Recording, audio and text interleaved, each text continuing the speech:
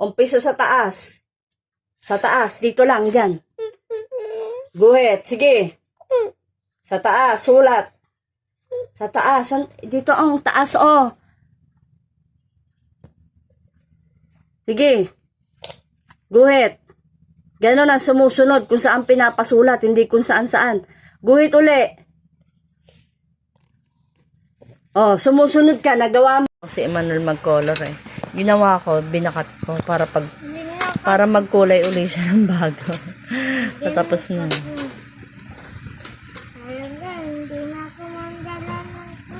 Binakat ko para magkulay uli siya.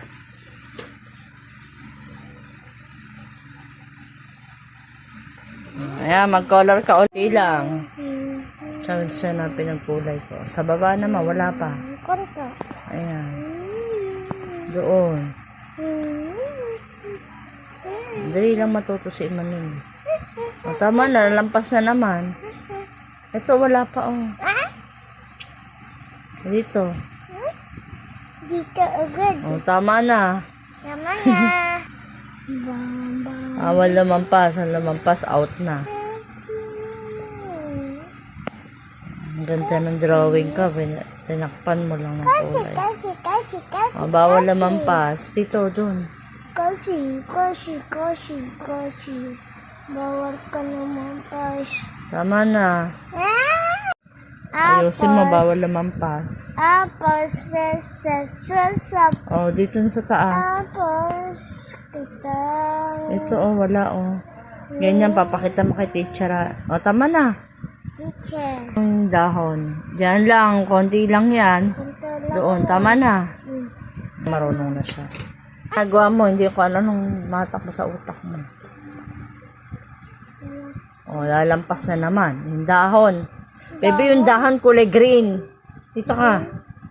Orange lang yan. O, tama na. Diba dahon green? Kalimutan mo? Tigil na. Nakulay na eh. Tingin. Kabila, dalawa yan. O, tama na. Ayan, nakulayan na maayos kaysa dito. Sabi ng teacher dito, marunong. Ayan, teacher, marunong na kagad si Emmanuel. Ito, ilan to?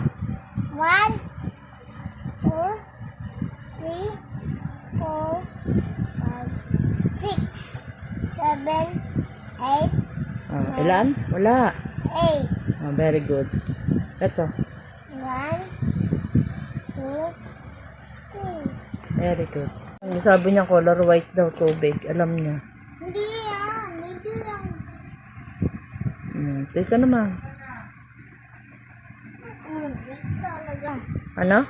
White. Alam niya kulay white yung tubig. Ito. Tama na. Sa kanya ng gawa niya.